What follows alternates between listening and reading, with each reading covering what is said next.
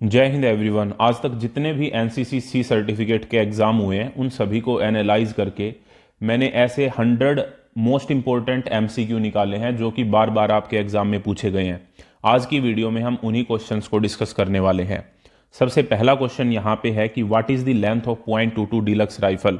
.22 deluxe rifle की लंबाई कितनी होती है? तो .22 डीलक्स राइफल की लंबाई होती है 43 इंचज यानी कि 43 inch. Next question, what is the effective range of 7.62 mm SLR। 7.62 mm SLR की प्रभावी रेंज कितनी है? तो इसकी प्रभावी रेंज है 300 यार्ड। और यहाँ पे SLR की जो फुल फॉर्म होती है वो होती है self loading rifle. Self loading rifle. Next question है हमारा question number 3। How many rounds can be loaded in a magazine of at LMG। LMG की जो मैगजीन होती है उसमें कितने राउंड जो है वो लोड हो सकते हैं? तो LMG की मैगजीन के अंदर 30 राउंड जो है वो लोड हो सकते हैं, ऑप्शन सी। और यहाँ पे LMG की जो फुल फॉर्म होती है वो होती है light machine gun. Light machine gun is the full form of LMG। Next question, which figure is used for correct trigger operation. सही ट्रिगर ऑपरेशन के लिए किस उंगली का प्रयोग किया जाता है? तो इंडेक्स फिंगर यानी कि तर्जनी उंगली का प्रयोग किया जाता है सही ट्रिगर ऑपरेशन के लिए। Question number 5, what is the मजल वेलोसिटी ऑफ .22 राइफल। .22 राइफल की जो मजल वेलोसिटी होती है वो कितनी होती है? तो .22 राइफल की मजल वेलोसिटी होती है 2700 फीट प्रति सेकंड, 2700 फीट प्रति second. Question number 6, during firing the laying position is considered. Firing के दौरान जो लेटने की स्थिति होती है उसको क्या माना जाता है? उसको सबसे कंफर्टेबल, मोस्ट कंफर्टेबल, सबसे आरामदायक स्थिति माना जाता है। आपको ये बताना है कमेंट बॉक्स में कि लाइंग पोजीशन जो होती हैं वो कितने प्रकार की होती हैं और कौन कौन सी होती हैं। ये आपको कमेंट बॉक्स में बताना है और जो भी मैं जितने क्वेश्चन पूछूंगा उनका सही जवाब देगा उसके कमेंट को हर्ट दिया जाएगा। अब हम मूव करते हैं हमारे नेक्स्ट टॉपिक की तरफ, that is national integration. National integration का जो सबसे पहला टॉपिक है वो ये है कि when did the Jallianwala Bagh massacre take place. Jallianwala Bagh जो हत्याकांड हुआ था वो कब हुआ था? तो वो हुआ था 13 अप्रैल 1919 को। और पूछ लिया जाता है आपसे जलियांवाला बाग है कहाँ पे, तो वो है अमृतसर में। अमृतसर में जलियांवाला बाग सिचुएटेड है 13 अप्रैल 1919 बैसाखी के दिन। Next question, who wrote the national anthem Jana Gana मन। जो जन गण मन हमारा राष्ट्रगान है उसे किसने लिखा था? तो उसे लिखा था रविंद्रनाथ टैगोर जी ने। लेकिन अगर हमारा राष्ट्रीय गीत पूछा जाता है, जो कि है वंदे मातरम, तो उसका आंसर हो जाएगा बंकिम चंद्र चटर्जी या Bankim Chandra Chattopadhyay. Next question, what is the full form of EBSB। EBSB का पूरा नाम क्या है? तो EBSB का पूरा नाम है Ek Bharat Shreshtha Bharat. Option C is the correct answer. Who is known as the iron man of India. Bharat के लौह पुरुष के रूप में किसे जाना जाता है? तो सरदार वल्लभ भाई पटेल जी को भारत के लौह पुरुष के रूप में जाना जाता है। और आपको यह बताना है कि इनकी जो प्रतिमा है जिसे हम स्टैचू ऑफ यूनिटी के नाम से जानते हैं उसकी हाइट कितनी है और वो कहां पर सिचुएटेड है? Statue of unity. और आपको साथ के साथ ये भी बताना है कि जो नेशनल यूनिटी डे है वो कब मनाया जाता है? नेशनल यूनिटी डे क्योंकि वो भी सरदार वल्लभ भाई पटेल जी से संबंधित है, रिलेटेड है। Next question, when was the Indian constitution adopted. Bharat का जो संविधान है वो कब अपनाया गया? तो 26 जनवरी 1949 को वो अपनाया गया। और इनेक्टेड अगर आता है, लागू कब हुआ, तो वो 26 जनवरी 1950 आएगा। ठीक है, इन दोनों को आपको ध्यान रखना है। Next question, where is the Sanchi stupa located. Sanchi के जो स्तूप है वो कहां पे हैं? तो वो है मध्य प्रदेश में, ऑप्शन सी। नेक्स्ट क्वेश्चन हमारा है क्वेश्चन नंबर 13, सारे जहां से अच्छा वाज रिटन बाय हुम। सारे जहां से अच्छा किसके द्वारा लिखा गया? तो ये लिखा गया मोहम्मद इकबाल के द्वारा, option B. Next question, easy question, what is the capital of Nagaland. Nagaland की राजधानी क्या है? तो नागालैंड की राजधानी है Kohima, option A is the correct answer. अब हमारा जो टॉपिक आता है वो मोस्ट इंपॉर्टेंट टॉपिक है क्योंकि पर्सनैलिटी डेवलपमेंट और लीडरशिप ये ऐसे क्वेश्चन हैं जिनसे मैक्सिमम मार्क्स के क्वेश्चन आपके एग्जाम में पूछे जाते हैं। लगभग 80 से 90 नंबर के क्वेश्चन पूछे जाते हैं पर्सनैलिटी डेवलपमेंट और लीडरशिप को मिला के आपके एग्जाम में। क्वेश्चन नंबर 15 है, the word personality is derived from which Latin word. Personality जो शब्द है वो किस लैटिन शब्द से बना है? तो वो शब्द है परसोना। परसोना यहाँ पे जो है वो करेक्ट वर्ड है, तो option B is the correct answer.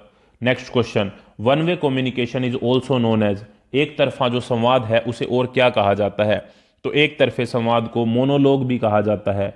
Option B, mono मतलब होता है वन, यानी कि एक ही पर्सन जो है वो बोल रहा है, तो वो वन वे कम्युनिकेशन होता है। जब दो पर्सन बोल रहे हैं आपस में, एक पर्सन बोल रहा है, दूसरा सुन रहा है, फिर दूसरा बोल रहा है, पहला सुन रहा है, उसे हम टू वे कम्युनिकेशन बोलते हैं।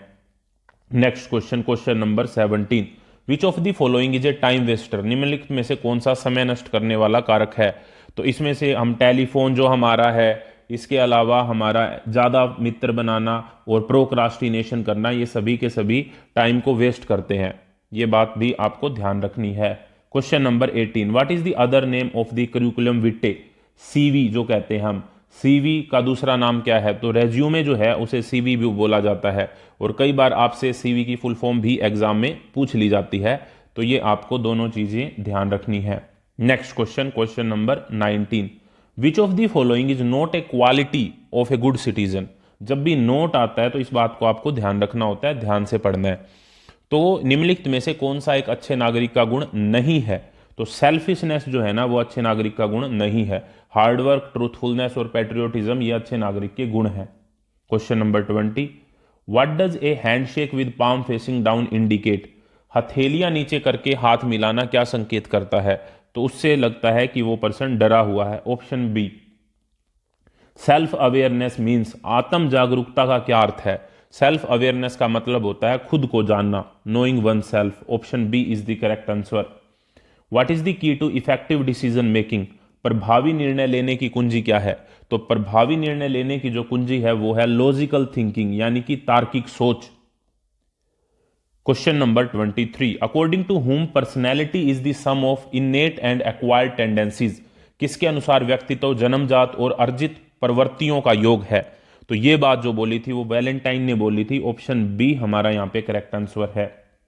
Question number 24, what helps in reducing stress, तनाव कम करने में क्या मदद करता है।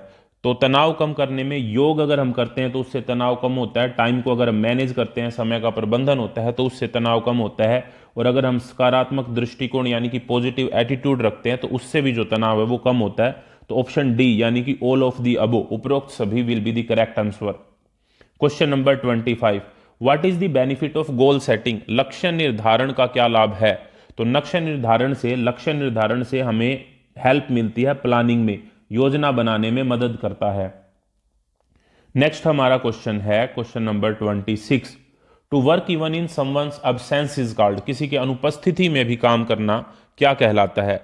तो वो कहलाता है डिसिप्लिन और पहल और प्रेशर और फियर। ये चार ऑप्शन हमारे पास हैं, तो यहां पे हमारा जो करेक्ट आंसर है वो यहां पे हो जाएगा डिसिप्लिन। उसे ही हम अनुशासन बोलते हैं। अनुशासन ये नहीं होता कि जब कोई हमें बता रहा है कि क्या काम करना है क्या काम नहीं करना तब कोई काम कर रहा है, बल्कि हम उसकी अब्सेंस में भी जो हमारा काम है उसको अगर करते हैं तो that is known as discipline. Next question, ideally how many leadership styles are there, आदर्श रूप से नेतृत्व जो होते हैं वो कितने प्रकार के होते हैं। तो नेतृत्व तीन प्रकार के होते हैं, एक ऑटोक्रेटिक, एक डेमोक्रेटिक और एक लेसिस फेयर, यानी कि तानाशाही जिसे हम निरंकुश भी बोलते हैं। इसके अलावा डेमोक्रेटिक जो लोकतांत्रिक होता है और लेसिस फेयर, तीन तरह के जो लीडरशिप स्टाइल्स पाए जाते हैं। Question number 28, team work emphasise on, team work किस पर जोर देता है। तो टीम वर्क जो जोर देता है वो देता है कोलैबोरेटिव एफर्ट, यानी कि साथ मिलकर काम करना, सहयोगात्मक प्रयास। What does body language include, body language यानी कि शारीरिक भाषा में क्या शामिल होता है। तो शारीरिक भाषा में हमारे गेस्चर, हमारे पोस्चर और हमारा आई कॉन्टैक्ट, ये तीनों चीजें जो हैं वो सारे के सारे बॉडी लैंग्वेज में आती हैं। तो ऑप्शन डी हमारा यहां पे सही जवाब हो जाएगा। Question number 30, which is a barrier to communication, संचार में कौन सी बाधा है। तो नॉइस जो होती है वो संचार में बाधा होती है, कम्युनिकेशन का बैरियर होता है। Which of the following determines our character, निम्नलिखित में से क्या हमारे चरित्र को निर्धारित करता है। तो हमारे चरित्र को निर्धारित करता है हमारा ज्ञान, हमारी नॉलेज, हमारे संस्कार। अब मैं आपको यह बताऊं कि मैं आपको इसी वीडियो में आगे बताने वाला हूं कि इस पीडीएफ का फ्री ऑफ कॉस्ट किस तरीके से डाउनलोड कर सकते हैं, तो जुड़े रहिए वीडियो के साथ। नेक्स्ट क्वेश्चन हमारा है question number 32, a strong relationship requires, मजबूत रिश्ते के लिए क्या आवश्यक है। तो मजबूत रिश्ते के लिए सबसे पहले ट्रस्ट होना जरूरी है, विश्वास। एक दूसरे के प्रति रिस्पेक्ट, सम्मान होना जरूरी है, और रिस्पॉन्सिबिलिटी, जिम्मेदारी होनी जरूरी है। तो option D, all of the above is the correct answer. Question number 33, what is critical thinking? आलोचनात्मक सोच क्या है?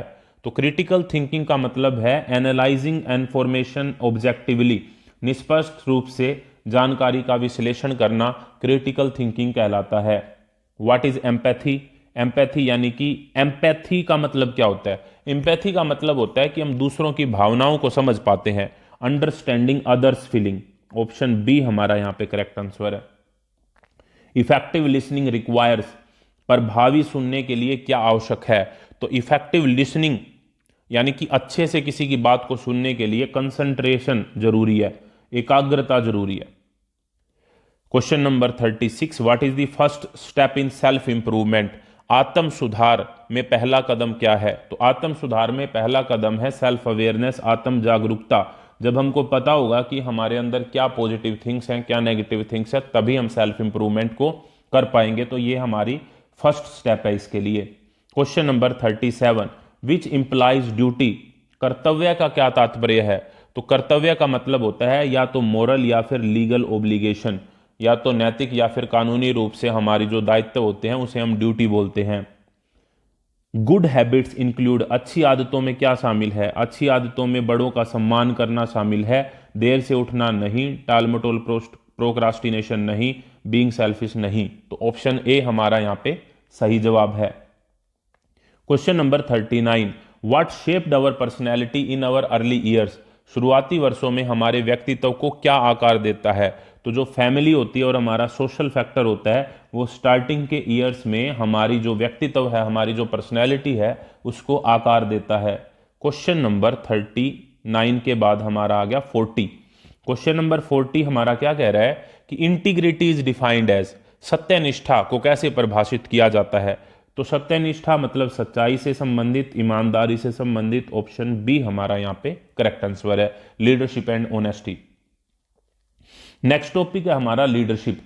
तो लीडरशिप जो है ये भी वेरी इंपॉर्टेंट टॉपिक है। पर्सनैलिटी डेवलपमेंट और लीडरशिप दोनों को इकट्ठा पढ़ा जाता है और एग्जाम में सबसे ज्यादा मार्क्स के आते हैं, तो इस पे फोकस करना जरूरी है।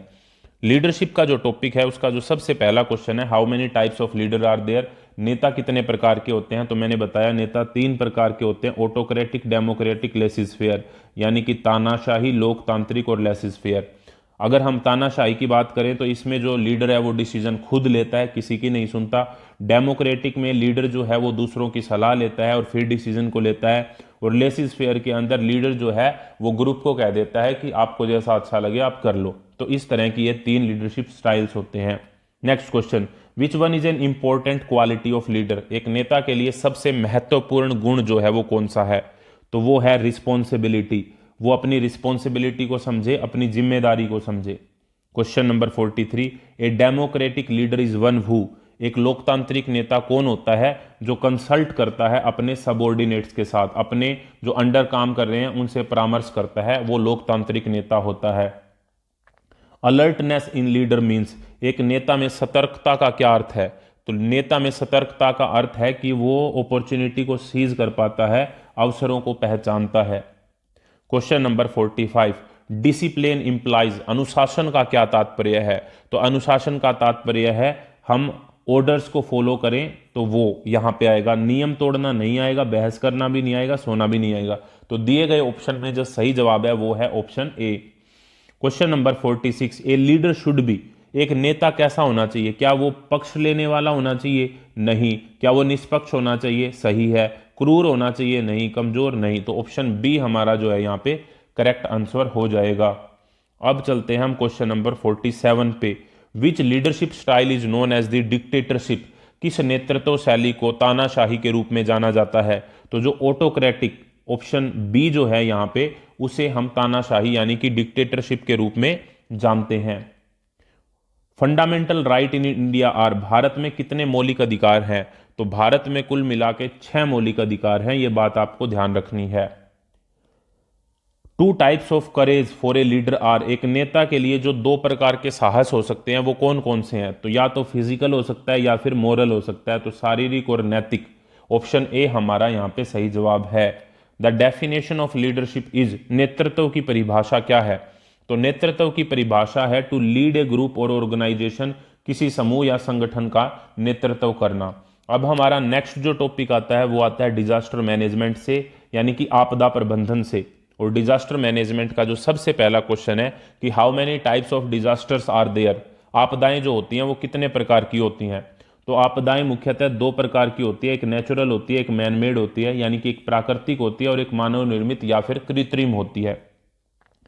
Question number 52, who is the chairperson of the national disaster management authority, NDMA? सबसे पहले तो ये देख लो कि एनडीएमए की फुल फॉर्म होती है नेशनल डिजास्टर मैनेजमेंट अथॉरिटी। ये क्वेश्चन भी एग्जाम में पूछा गया है। और इसके जो अध्यक्ष होते हैं वो होते हैं प्रधानमंत्री, यानी कि prime minister, PM. Next question, question number 53, what is the full form of NDRF? NDRF का फुल फॉर्म क्या है, का पूरा नाम क्या है? तो इसकी फुल फॉर्म है national disaster response force. Earthquake is measured by which scale? भूकंप जो है वो किस स्केल में मापा जाता है? तो वो रिक्टर स्केल में मापा जाता है। ऑप्शन सी, भाई कितने रिक्टर स्केल का भूकंप जो है वो आया है। Question number 55, which extinguisher is used for electrical fire? जो बिजली की आग होती है, बिजली यानी कि जो इलेक्ट्रिसिटी की वजह से अगर अग्नि लगती है तो उसमें किस अग्निशामक का प्रयोग किया जाता है? तो उसमें कभी भी पानी नहीं डाला जाता क्योंकि इलेक्ट्रिक शॉक लगने का खतरा रहता है। तो उसमें हम यूज करते हैं CO2 यानी कि कार्बन डाइऑक्साइड का, क्योंकि कार्बन डाइऑक्साइड जो है वो आग को ऑक्सीजन नहीं पहुंचने देती और आग बुझ जाती है। Question number 56, fire fighting parties are divided into how many parts? अग्निशमन दलों को कितने भागों में बांटा जाता है? तो इसमें चार जो है पार्ट होते हैं। आपको यह बताना है कि वो चार पार्ट कौन से हैं, कमेंट बॉक्स में। Question number 57, which of the following is a man made disaster? निम्नलिखित में से कौन सी मानव निर्मित आपदा है? तो मानव निर्मित आपदा जो है वो है टेररिज्म, आतंकवाद या फिर गैस ट्रेजेडी। जैसे 1984 के अंदर गैस ट्रेजेडी हुई थी भोपाल में, ये भी कई बार पूछा जाता है, जिसमें मिथाइल आइसोसाइनाइड जो है गैस का रिसाव हुआ था। तो ये जो थी वो मैन मेड जो डिजास्टर था। Next question, when was the disaster management act passed? आपदा प्रबंधन अधिनियम कब पारित किया गया? तो ये पारित किया गया था 2005 में। ऑप्शन ए हमारा यहाँ पे करेक्ट आंसर है। नेक्स्ट जो हमारा क्वेश्चन है वो है tsunami is caused by? Tsunami किसके कारण होती है? तो सुनामी होती है जब अंडर वाटर अर्थक्वेक आता है, पानी के नीचे भूकंप आता है। और पानी के नीचे इसे मतलब है यहाँ पे समुद्र में, समुद्र में जब नीचे तल में भूकंप आता है तो उसकी वजह से सुनामी आती है। Question number 60, what is the main objective of disaster management? आपदा प्रबंधन का मुख्य उद्देश्य क्या है? तो आपदा प्रबंधन का मुख्य उद्देश्य है to reduce impact and save lives. Impact को कम करना, प्रभाव को कम करना और जान को बचाना। हमारा जो नेक्स्ट इंपॉर्टेंट टॉपिक है वो है social service and community development. Important topic है, इससे भी मैक्सिमम मार्क्स के क्वेश्चन आपके एग्जाम में पूछे जाते हैं। What is the minimum age for blood donation? रक्तदान हेतु न्यूनतम आयु कितनी होती है? तो ये होती है 18 ईयर्स। 18 साल से पहले आप ब्लड डोनेट नहीं कर सकते। व्हेन वाज द स्वच्छ भारत अभियान स्टार्टेड? स्वच्छ भारत अभियान कब शुरू हुआ? तो ये शुरू हुआ था 2 अक्टूबर यानी कि गांधी जयंती पे 2 अक्टूबर 2014 को। क्या आप बता सकते हैं कि इसका जो उद्घाटन हुआ था वो कहां से हुआ था, यानी कि कौन से राज्य से हुआ था 2 अक्टूबर 2014 को? Question number 63, the act against dowry system was made in which year? दहेज प्रथा जो है, डाउरी सिस्टम जो है, उसके विरुद्ध अधिनियम जो है वो कब बनाया गया था? तो वो बनाया गया था 1961 में। Option A. What is the full form of NGO? NGO की फुल फॉर्म क्या होती है? एनजीओ की फुल फॉर्म होती है नॉन गवर्नमेंटल ऑर्गेनाइजेशन, यानी कि गैर सरकारी संगठन। Option A is the correct answer. Question number 65, 65 is M NREGA was named is which year? NREGA को जो मनरेगा किया गया वो किस वर्ष किया गया? इसको अच्छे से पढ़ते हैं। NREGA was written as MG NREGA, यानी कि महात्मा गांधी नरेगा। वो किस ईयर में किया गया? अब तो इसका नाम भी बदल दिया गया है रिसेंटली जो नरेगा या मनरेगा है उसका नाम क्या किया गया है वो आपको कमेंट बॉक्स में बताना है। करंट अफेयर का क्वेश्चन है। और अगर हम बात करते हैं तो नरेगा का नाम MG नरेगा जो रखा गया था वो 2009 में रखा गया था। व्हेन वाज प्रधानमंत्री जन धन योजना स्टार्टेड? प्रधानमंत्री जन धन योजना की जो शुरुआत हुई वो कब हुई? तो वो हुई थी 2014 में। ऑप्शन ए हमारा यहाँ पे करेक्ट आंसर है। Beti Bachao Beti Padhao was first launched in, Beti Bachao Beti Padhao योजना सबसे पहले कहाँ शुरू हुई? तो ये शुरू हुई हरियाणा में। ऑप्शन ए।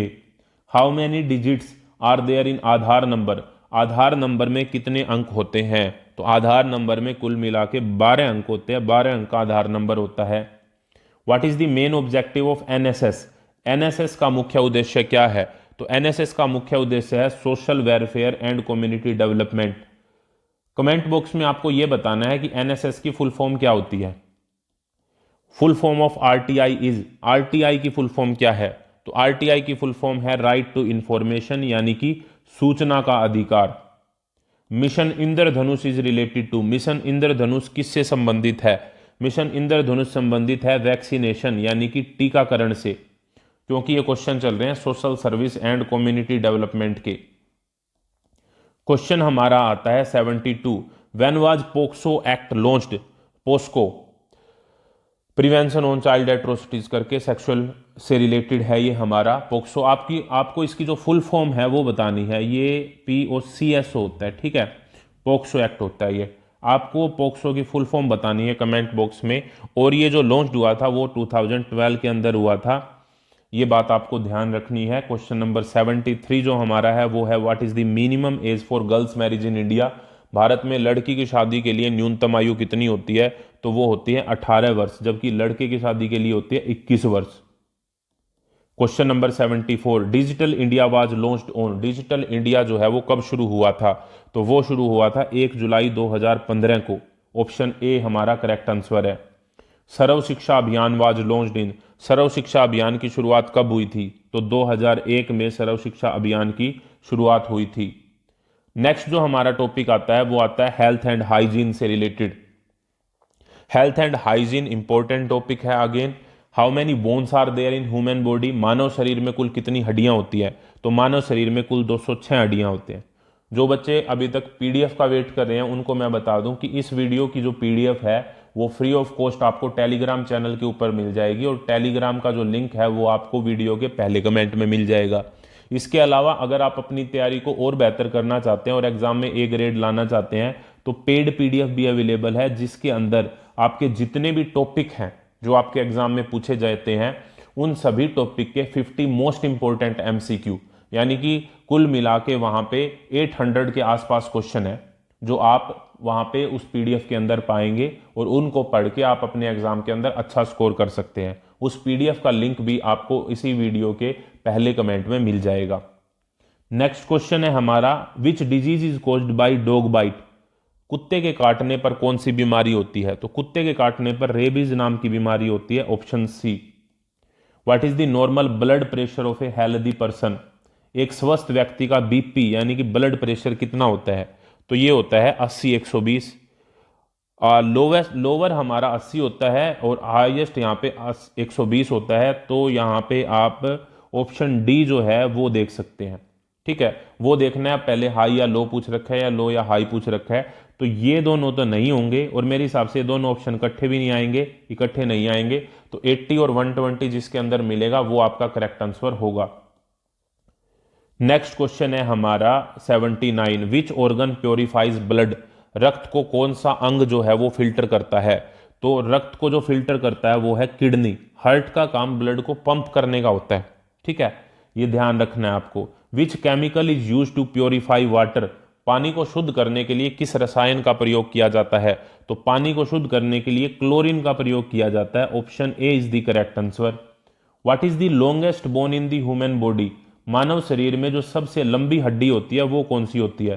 तो मानव शरीर में सबसे लंबी हड्डी जो है वो फीमर होती है, जो कि जांग की हड्डी होती है। आपको अब ये बताना है कि मानव शरीर की सबसे छोटी हड्डी कौन सी होती है, स्मॉलेस्ट बोन कौन सी होती है, ये आपको कमेंट बॉक्स में बताना है। विटामिन ए की डेफिशिएंसी जो होती है उससे क्या हो जाता है? विटामिन ए की कमी से कौन सा रोग होता है? तो विटामिन ए की कमी से होती है नाइट ब्लाइंडनेस यानी कि रतौंधी। विटामिन बी की कमी से होता है बेरी, सी की कमी से होता है सकरवी, और डी की कमी से होता है rickets. Question number 83, normal heart beat of a man per minute, मनुष्य की सामान्य हृदय गति प्रति मिनट कितनी बार होती है? तो 1 मिनट में मनुष्य का शरीर 72 बार यानी कि 72 टाइम्स हार्ट बीट होती है, धड़कता है। What is the full form of RMO? RMO की फुल फॉर्म क्या है? तो आरएमओ की फुल फॉर्म है regimental medical officer. Option B is the correct answer. Next question जो हमारा है वो question number 85, which is the largest organ of the human body? मानव शरीर का सबसे बड़ा अंग कौन सा है? अंग पूछा गया, ध्यान रखना है, तो स्किन जो है यहां पे सही जवाब हो जाएगा। Full form of WHO, WHO का पूरा नाम क्या है? तो डब्ल्यूएचओ का पूरा नाम है world health organization. World health organization. आपको कमेंट बॉक्स में यह बताना है कि वर्ल्ड हेल्थ ऑर्गेनाइजेशन के हेडक्वार्टर कहां पे है और इसकी स्थापना कब हुई थी, यानी कि एस्टेब्लिश्ड इन विच ईयर, ये आपको कमेंट बॉक्स में बताना है। Next question, dengue fever is spread by? Dengue जो बुखार होता है वो किसके द्वारा फैलता है? तो डेंगू बुखार जो होता है वो मच्छर के द्वारा फैलता है। कौन से मच्छर से फैलता है, क्या आप कमेंट बॉक्स में बता सकते हैं? नेक्स्ट हमारा टॉपिक है एनवायरमेंट अवेयरनेस, यानी कि पर्यावरण जागरूकता। इस क्वेश्चन का जो सबसे पहला क्वेश्चन है इस टॉपिक का वो है वर्ल्ड एनवायरमेंट डे मनाया कब जाता है? When is world environment day celebrated? विश्व पर्यावरण दिवस कब मनाते हैं? तो ये हम मनाते हैं 5 जून को। 21 जून को मनाया जाता है वर्ल्ड योगा डे, ये भी आपको ध्यान रखना है। Question number 89, which of these is a cause of air pollution? वायु प्रदूषण के कारण क्या है? तो धुएं से वायु प्रदूषण होता है, बिल्कुल होता है। कार्बन डाइऑक्साइड से भी होता है, परमाणु विस्फोट से भी होता है। तो ऑप्शन डी हमारा यहां पे करेक्ट आंसर है। पुनीत सागर अभियान रिलेट्स टू? पुनीत सागर जो अभियान है वो किससे संबंधित है? पुनीत सागर अभियान जो है वो संबंधित है हमारा water bodies cleaning environment conservation, यानी कि जल निकायों की सफाई और पर्यावरण संरक्षण से। क्वेश्चन हमारा आ जाता है अब क्वेश्चन नंबर 91। क्वेश्चन नंबर 91 है pollution is of how many type? Pollution जो है वो प्रदूषण कितने प्रकार का होता है? तो प्रदूषण जो है वो मेनली 4 प्रकार का होता है। ऑप्शन सी हमारा यहाँ पे सही जवाब है। Which gas causes global warming? इनमें से ऐसी कौन सी गैस है जिसके कारण ग्लोबल वार्मिंग होती है?